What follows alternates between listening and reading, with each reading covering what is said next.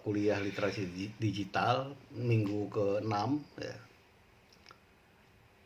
Tanpa terasa kita sudah masuk ke minggu 6, bahkan masuk minggu ke-7 ya.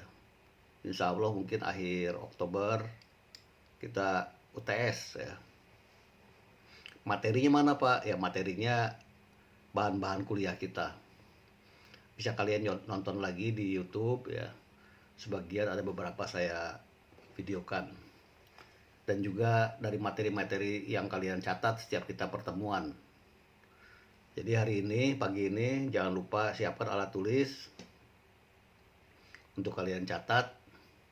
Kemudian kalian membuat resume hasil kuliah kita pagi hari ini. Dan itu bisa kalian pelajari ya. Dan ingat, mata kuliah ini mata kuliah literasi digital. Artinya kalian jangan hanya terpaku pada materi yang saya berikan. Kalian harus biasa dan terbiasa mencari referensi lain ya, di luar materi kuliah. Karena pengetahuan tentang literasi digital saat ini berserak ya. Kalian tinggal baca ya, tinggal mau aja lah. Kalau nggak mau yang susah itu. Nah, anak-anakku sekalian ya, kemarin kita sudah bahas tentang pesona digital ya, kemudian tentang keterampilan abad 21. Saya mengulang kembali ya, bahwa kita hidup di abad 21 sekarang ini. Maka di dalam teori evolusi, menurut Darwin itu yang paling survive itu adalah orang yang mampu adaptif ya. Jadi bukan hanya orang sebetulnya, hewan ya, tumbuhan ya, yang bisa beradaptasi lah, dia akan bisa hidup ya, di masa depan, atau minimal bisa bertahan hidup, bisa survival ya. Nah kalau kalian nggak punya kemampuan adaptasi, maka kalian akan habis ya, lenyap dan tertindas, bahkan nggak ada apa-apanya kamu gitu. Maka keterampilan abad 21 yang perlu kalian pahami, seperti saya sampaikan minggu lalu, kemampuan literasi ini ya. Literasi bukan hanya literasi ece-ece ya, tapi juga kemampuan numerasi ya, kemudian IT, kemudian saintifik ya, kemudian kemampuan literasi finansial ya, finansial literasi ya. Jadi literasi ini bukan hanya baca tulis, kemampuan menggunakan teknologi ya, kemampuan menggunakan internet ya. Nah, literasi digital saya sampaikan kemarin ya, bukan hanya mengajarkan internet ya, kita bukan kursus internet, tapi bagaimana menggunakan internet itu sebagai kebutuhan kita sehingga kita bisa memanfaatkan itu dengan baik ya. Kemudian juga finansial literasi ya. Masih banyak saudara-saudara kita di luar sana yang akses terhadap perbankannya juga masih lemah ya. Bahkan tidak tahu bagaimana caranya menggunakan ATM misalnya, bagaimana menggunakan transfer pakai internet ya, mobil banking, SMS banking, itu banyak yang kurang paham ya. Kemudian juga culture and civic literasi ya. Jadi kita juga melek tentang kebudayaan ya, tentang kewarganegaraan, bangsa dan lain-lain. Kita itu harus paham sebagai jati diri kita. Maka kita kemampuan itu yang paling penting ya. Dan kita punya kompetensi yang lain-lain, kreatif ya, kemudian kolaborasi ya, komunikasi, itu paling penting ya. Jadi kita critical thinking ya, kreativitas ya, itu sangat penting, berkreasi. Nah oke ya, itu minggu lalu. Nah hari ini kita akan belajar bagaimana karakteristik media gitu. Media itu saya ulas sedikit di minggu lalu ya. Kalau media lama itu biasanya cetak ya, media cetak atau media elektronik ya, koran ya, surat kabar ya, televisi ya. Itu media-media lama. Sekarang sudah mulai bergeser ya. Kalian lihat beberapa bisnis media massa atau sosial ya, media massa lah. Surat kabar itu dulu bukan main ya, boomingnya ya. Tapi sekarang mereka tergeserkan. Bahkan televisi di rumah saya nyaris itu jarang hidup ya, jarang ditonton. Karena anak-anak ya, termasuk saya, istri dan semuanya lah, lebih mudah mencari informasi di internet gitu. Lebih mudah mencari informasi di internet karena apa yang kita butuhkan itu tersedia ya.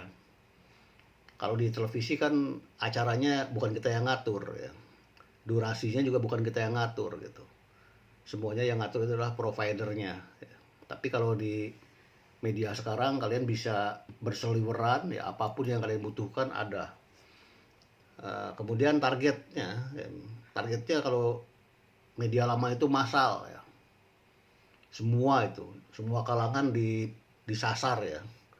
Tapi target sekarang sosial medianya atau media sekarang itu individu sasarannya ya. Sangat individu sekali, pangsa pasarnya untuk anak-anak, untuk remaja, untuk ini ya, sangat individu sekali. Dan kita pun nontonnya individu nontonnya ya. Dulu masih ingat, saya masih kecil kalau nonton itu rame-rame ya di ruang keluarga karena TV 1 gitu. Bahkan jauh sebelum saya, mungkin saya baca-baca nonton itu di kelurahan ya, karena TV baru ada di desa-desa atau di kelurahan-kelurahan ada TV ya. Dulu ada departemen penerangan seperti itu. Jadi pergi ke kelurahan nonton ya, bawa sarung, bawa macem-macem lah, bawa makanan. Sekarang nonton kan masing-masing. Bahkan kalau kita nonton apa ya yang kalian lihat di media, di internet kalian itu sendirian kalian nonton, kadang senyum-senyum sendiri itu, kadang nangis sendiri ya. Nah, kalau dulu juga bisnis media itu biasanya perusahaan ya, atau kelompok ya. Sekarang bisnis media itu individu ya, sangat individu. Kalau dulu kita lihat untuk membuat sebuah surat kabar ya, membuat bisnis media surat kabar misalnya, dia membutuhkan wartawan itu ada perwakilan, misalnya seperti di Riau lah ada perwakilan Indragiri Hulu, perwakilan Rengat, perwakilan ini, perwakilan sana ya. Yang perwakilan itu untuk mencari berita di sana ya. Di Inhu ada kontributor ya, yang mencari berita ya. Di Rohil seperti itu ya, banyak orangnya. Sekarang kita bisnis media itu, kalau saya bikin koran ya cukup 5 orang aja. Pemimpin redaksi ya, tukang editing, desain grafis, tukang internet, pembukuan, selesai. Dari mana yang lain berita-beritanya? Berita-beritanya gampang ya. Saya misalnya bikin media massa ya. Misalnya nih saya ambil contoh, misalnya bikin apa ya, koran ya, koran titik-titik harian gitu, harian titik-titik atau bukan harian dah, media titik-titik gitu. Itu berita-berita tentang di Rohil, di Rengat, di mana-mana, tinggal cara comot sini aja. Pengen berita dari Rengat, comot dari Rengat, comot dari sana, comot dari sini, kita ramu dengan bahasa kita, jadi gitu. Foto berseliweran, foto ya. Foto-foto itu berseliweran. Kadang-kadang kalian pun jadi wartawan freelance. Kalian lagi jalan-jalan, ada perampokan, kalian videokan, kalian foto, kalian langsung upload ke IG ya. Dan itu bisa dibaca oleh orang lain ya. Dan itu juga bisa diambil oleh saya ya, dengan menyebutkan sumbernya misalnya dari siapa gitu ya. Jadi gampang sekali membuat media massa sekarang. Oleh karena itu, saking banyaknya media massa, kita nggak tahu media massa itu mana yang benar, mana yang enggak gitu. Nah, inilah jebakan dari kondisi sekarang. Banyaknya hoax ya, orang bilang hoax ya. Ya terserah lah, mau bilang hoax, mau bilang hoax ya. Jadi begitu ya. Bisnis sekarang gampang sekali ya. Coba lihat kalian, kalau saya klik saja misalnya saya pengen tahu pembunuhan misalnya. Pembunuhan kasus sekarang yang lagi viral misalnya pembunuhan X, klik itu berderet-deret, itu banyak tuh dari media-media mana. Maka nah disinilah butuh kearifan kita ya untuk menseleksi berita-berita itu. Kadang-kadang berita-berita itu karena media yang tidak jelas, bahkan kita pun sendiri bisa bikin media ya, 3 orang 5 orang udah cukup jadi bikin media massa gitu, bikin apa, surat kabar semacam gitulah ya, semacam surat kabar. Tapi surat kabar kan bentuknya koran ya, pakai cetak. Sekarang kan tidak itu lagi, apalagi ada kampanye paperless ya. Jadi kampanyenya untuk kelestarian lingkungan ya, hutan itu dilestarikan ya, maka penggunaan kertas ya, karena kertas itu dibuatnya dari kayu itu dari hutan makin gundul. Jadi itu ya. Jadi karakteristik media sekarang seperti itu, gampang sekali kita terjebak pada hoax. Nanti kapan-kapan kita bahas bagaimana hoax ya, kemudian bagaimana dampaknya dan bagaimana kita mensiasati itu. Nah, kemudian sebarannya juga nih ya. Ciri-ciri karakteristik media sekarang, sebarannya sebarannya dulu tergantung ruang dan waktu. Sekarang di mana-mana kita banyak sebaran tuh. Kalau dulu misalnya media massa Dumai Pos, ya hanya di Dumai beritanya. Tapi Dumai Pos sekarang bisa dibaca, kita nggak perlu pergi ke Dumai beli koran Dumai, nggak perlu ya. Kita bisa baca di sini Dumai Pos, karena Dumai Pos juga pasti punya web dia.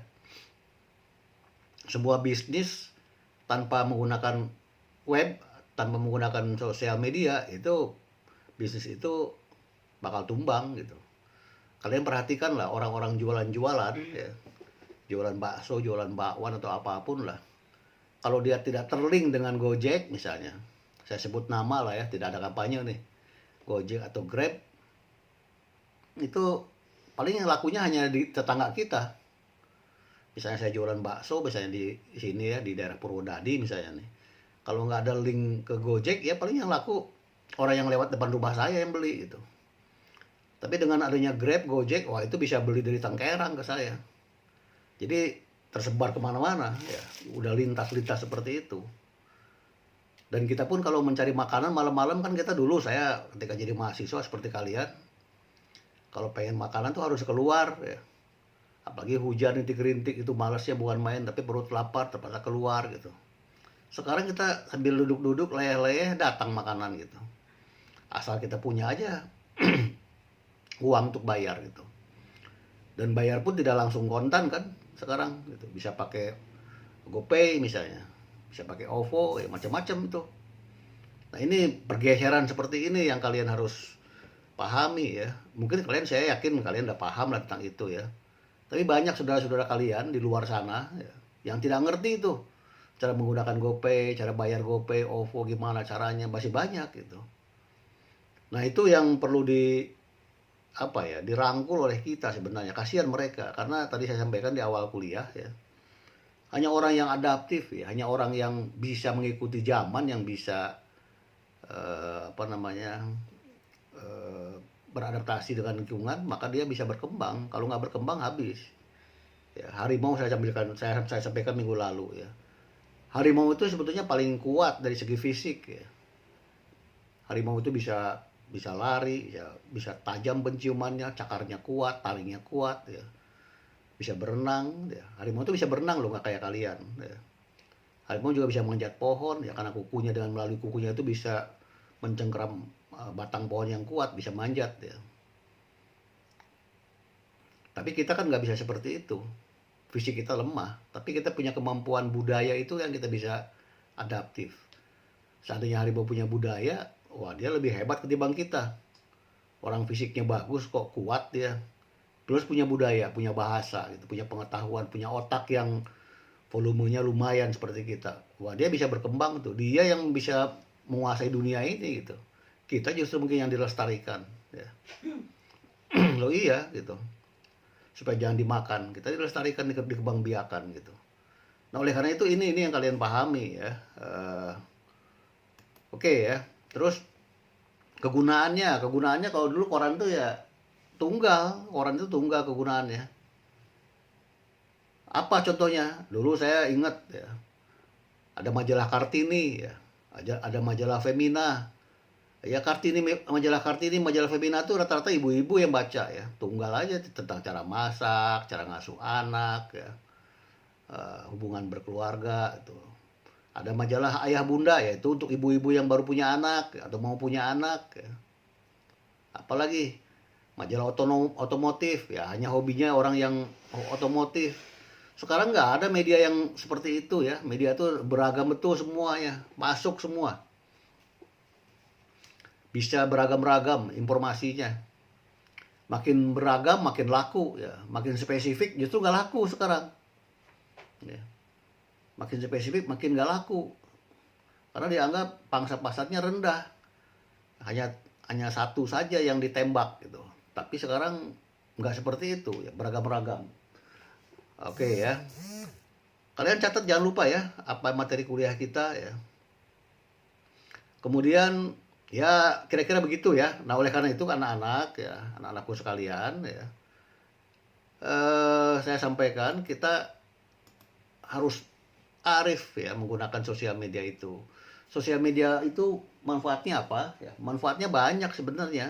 Manfaat sosial media itu, ya, nggak bisa dihitung dengan jari sebenarnya. Dan saya pun hampir tiap hari juga menggunakan sosial media itu. Karena saya juga butuh informasi kan, butuh informasi, butuh hiburan. Ya. Kadang-kadang ada berita tertentu saya pengen mencari tahu lebih lebih lebih apa ya, lebih pasti gitu. Ya saya baca di sosial media. Tentu saya juga melihat sumbernya. Nah oleh karena itu kalian ya, nanti saya ajarkan bagaimana cara mencari sumber, ya, sumber-sumber resmi, ya, bagaimana mengecek kebenaran hoax. Dan itu pemerintah juga sudah menyediakan semacam pengaduan ya. Ada lapor ya, ada lapor.com ya, seperti itu kalau nggak salah ya, lapor.com atau apa ya, dari kantor KSP ya, kantor staf kepresidenan, supaya melapor, termasuk dari Kemenpo ya, untuk melapor ada berita-berita hoax, untuk mengecek kebenarannya. Maka sekarang ada kata-kata bijak yang sudah populer ya, saring sebelum sharing katanya. Jadi kita buat saring dulu, ini bener nggak berita nih gitu loh. Jangan langsung masuk ke HP ya, langsung share gitu. Akhirnya kita menyebarkan berita bohong gitu loh. Walaupun sumbernya bukan kita gitu loh. Bahkan kadang-kadang kita tambah-tambahi itu berita itu dengan komentar-komentar kita karena kita emosi ya. Tentang apapun lah, tentang SARA, terutama tentang SARA misalnya. Akhirnya kita menjebak diri kita ke dalam satu hal yang keliru gitu. Nah, kayak itu ya. Jadi sosial media seperti itu ya. Kita hampir setiap hari bergelut dengan itu. Minimal WA lah. Ya, WhatsApp minimal itu gitu. Tapi saya yakin kalian bukan hanya itu yang kalian punya, bisa IG ya, Instagram, bisa Twitter, bisa Facebook ya. Bisa macam-macam banyak itu ya. Bahkan akunnya banyak lagi akunnya. Nah, jadi manfaatnya sebetulnya ada juga manfaatnya. Tadi saya sampaikan ya, dalam beberapa minggu terakhir seolah-olah sosial media itu dampaknya jelek, buruk, segala macam. Tidak ya. Semua itu ada sisi positifnya. Kemarin saya ceritakan ya, teknologi itu cacat benar ya. Tapi kecacatan teknologi itu tapi juga ada manfaatnya. Ya kemarin saya contohkan, dulu naik kuda orang kemana-mana, naik kuda tuh kan nggak pernah kecelakaan, naik kuda nggak pernah tabrakan lah. Paling-paling kalau kudanya jatuh pun kita nggak lecet, nggak patah-patah tulang gitu. Kalau sekarang dengan kuda habis ganti dengan mobil, kecelakaan mobil sekarang tabrakan. Berarti teknologi memang memiliki cacat. Tapi juga mobil kita manfaatkan. Bukan berarti kita mentang-mentang pakai mobil banyak kecelakaan terus kita nggak mau pakai mobil lagi, tidak seperti itu. Nah oleh karena itu di sosial media juga seperti itu. Manfaat sosial media itu paling tidak saya lihat menimbulkan kepercayaan diri kalian. Kalian kan pede sekarang tuh, pasang DP ya, pasang profil picture ya, di status kalian segala macam, membangun kepercayaan diri ya. Kalian harus percaya diri. Nah sekarang kenyataannya tidak seperti itu. Kadang-kadang ada juga software yang bisa moles-moles wajah kalian tuh. Hidungnya pesek dimancungin, kulitnya hitam dicerahkan ya penipuan juga itu sebetulnya tuh, kebohongan publik sebetulnya. Tapi oke lah, itu nggak jadi masalah lah, sebagai bentuk kreativitas ya. Nah, tapi intinya adalah membangun kepercayaan diri. Kemudian sosial media juga bisa menjadi konten kreator ya. Kalau dulu orang yang punya uang itu ya udah bekerja, saya minggu lalu saya ceritakan. Orang yang udah tamat kuliah, kerja bisa menghasilkan uang. Sekarang kalian juga bisa menghasilkan uang loh. Bagaimana caranya? Ya buat konten-konten yang kreator, ya konten-konten yang bermanfaat. Saya lihat ini istri saya juga kadang-kadang menghubungi beberapa konten kreator IG ya, yang lain-lain. Kelihatannya masih muda-muda, kelihatannya sebaya kalian, atau paling tidak umurnya 20-an lah. Followernya ada banyak itu. Dan itu bisa menghasilkan uang gitu. Dulu ada anak mendiang ya, almarhum sahabat saya ya. Anaknya masih SMP, dikasih modal sama bapaknya untuk jualan online. Masih SMA ya. Ternyata dia jualan online ya, beli dari mana-mana secara online kemudian dijual lagi ke kawan-kawannya. Itu menghasilkan duit sehingga bapaknya nggak ngasih uang lagi, uang jajan gitu. Itu kan bisa menimbulkan seperti itu, konten-konten kreator ya. Apapun bisa dibuat sekarang ya. Bahkan saya lihat kemarin di IG anak kecil umur 8 tahun sudah bisa menghasilkan duit rata-rata satu bulan 100 sampai 200 juta. Tapi bukan di Indonesia memang ya.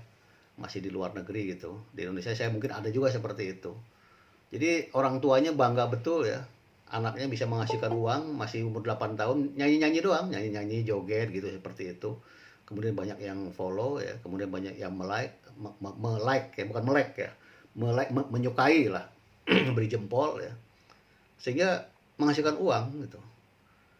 Satu sisi juga jangan sampai itu jadi dieksploitasi oleh orang tuanya ya, karena anaknya menghasilkan uang, akhirnya dia dieksploitasi, suruh ini suruh itu suruh ini suruh itu, padahal anak bukan itu tujuannya. Tapi itu sisi positifnya lah. Nah, kita harus bijaknya di sini gitu.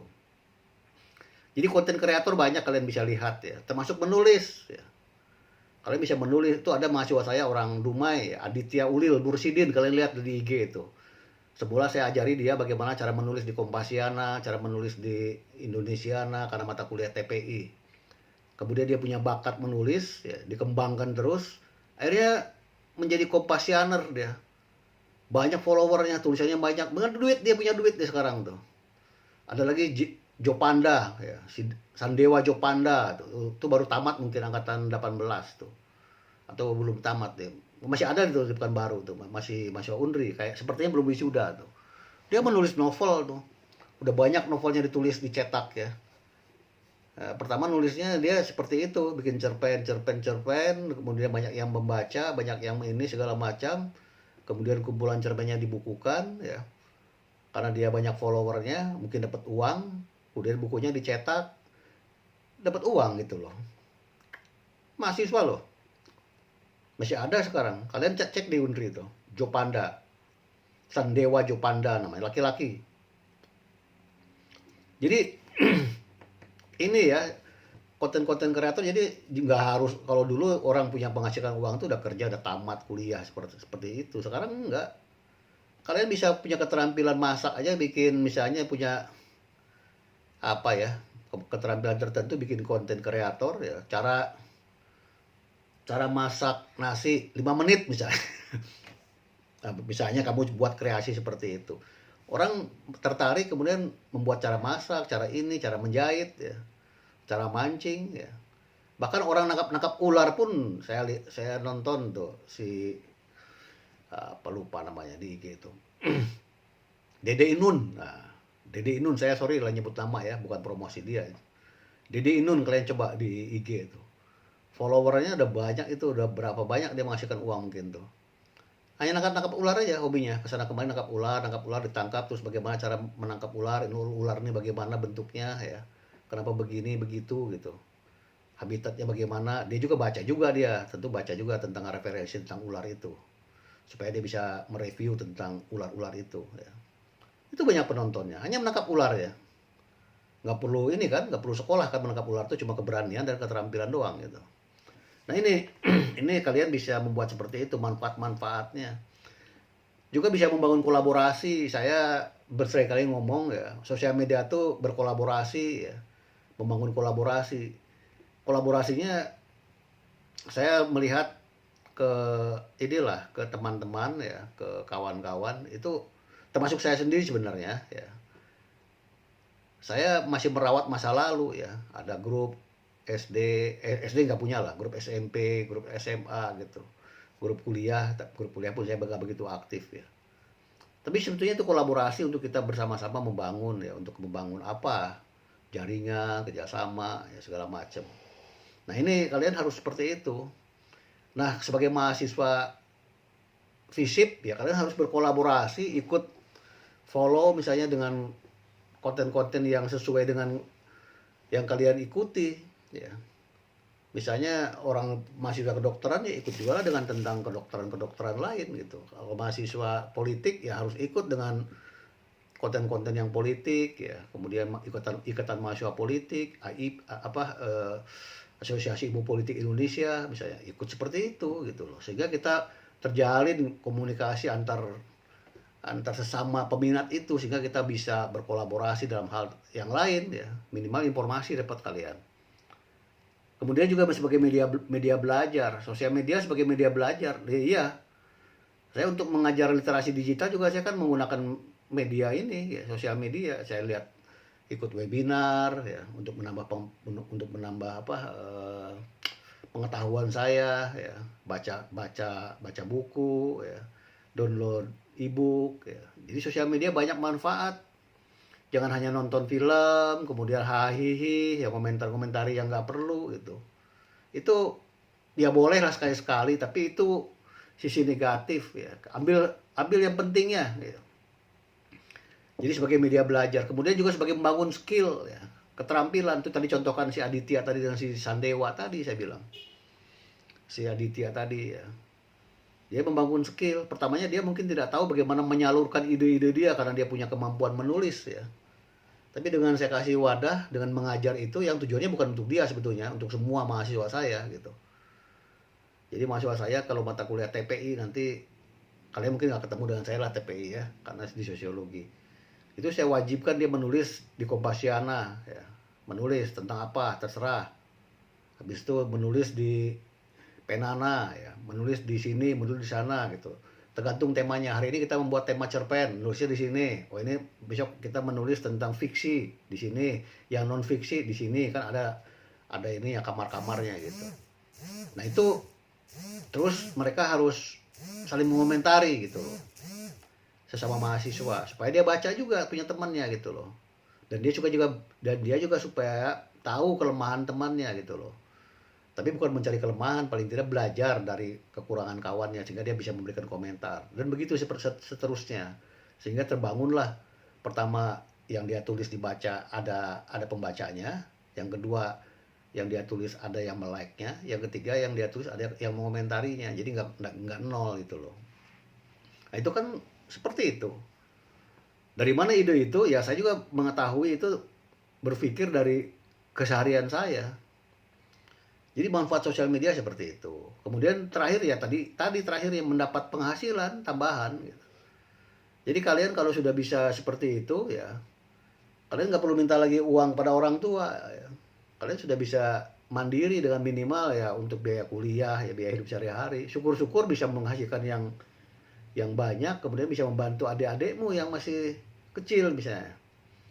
Jadi sudah seperti itu gitu. Coba lihatlah sekarang nih, televisi. Ini maaf lah, saya nyebut televisi lah. Televisi hampir tidak ada lagi yang nonton lah, kecuali berita-berita atau segmen-segmen tertentu yang ditonton.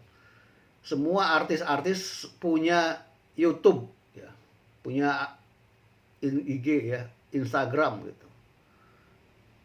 Semua dia punya YouTube untuk membuat podcast gitu. Karena di situ bisa menghasilkan uang ya. Kita lihat lah misalnya saya sebut artis X, dulu dia punya acara tertentu khusus di televisi. Sekarang dia keluar, dia bikin acara sendiri di YouTube-nya, mengundang narasumber-narasumber, diwawancarai. Banyak yang nonton, banyak yang like, duit dia. Pertama dia kapan-kapan dia suka mau live bisa gitu, kapan siap dia mencari sendiri dia ini ya narasumbernya, dia sendiri bangun segala macam, untung gitu, ketimbang kita kerja sama orang gitu. Kalian lihatlah. Jadi saya sebut lah ini saya nggak enak juga nyebut ini ya, nyebut nama seseorang gitu. Ada seorang artis seolah-olah nggak terkenal gitu, karena jarang di televisi. Tapi saya cek di sosial medianya itu jutaan followernya. Kalau jutaan followernya, yang nontonnya banyak, ya nggak perlu lagi masuk televisi gitu. Nggak perlu masuk televisi lagi tuh. Apa masuk televisi, capek-capek televisi. Televisi kadang-kadang diatur oleh si pengacara acara, si pengarah acara segala macam. Mending kita membuat konten sendiri, menghasilkan itu uang gitu. Oleh karena itu wacananya kemarin YouTuber akan kena pajak oleh Menteri Keuangan kan.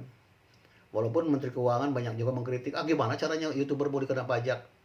Mungkin mereka nggak ngerti ya. Ya karena kalian bikin YouTube nggak ada followernya, nggak ada duitnya. Mau kena pajak bagaimana? Tapi kalau orang yang penghasilannya sampai 400 juta misalnya satu bulan, itu kan harus kena pajak. Nah itu tentu harus diatur regulasinya. Ya. Nah ini, nah oke ya, ini udah setengah jam lebih ya. Nah, terakhir lah, sedikit lagi ya. Anak-anakku sekalian, ada yang mau ditanyakan? Halo? Ada yang mau ditanyakan nih? Halo? Ini dengar suara saya nggak? Dengar, Pak. Kok nggak ada responnya? Dengar, Pak. Kok nggak ada responnya? Kalian seperti orang ngantuk semua, jangan ngantuk lah. Oke ya. Oke, saya kira itu dulu lah kita ini kan apa namanya? Kita cut dulu ya. Kita tanya jawab dulu lah. Tanya jawab dulu. Apa? Siapa tahu ada yang mau ditanyakan, mau di